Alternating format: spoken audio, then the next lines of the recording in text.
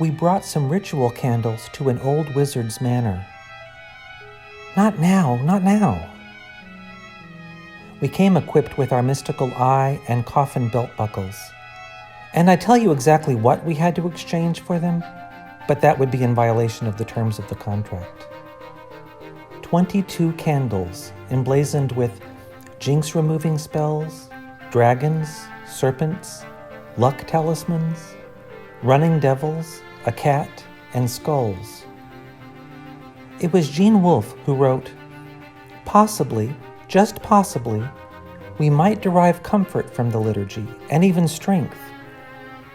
The gods whom we had worshipped might be unworthy of our worship or of anyone's. But the worship itself must have counted for something, weighed in some scales somewhere, surely.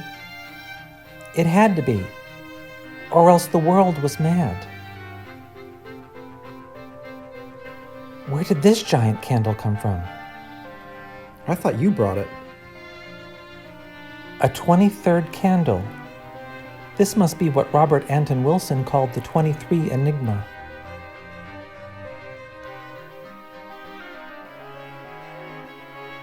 May our strange prayer for strange times be counted.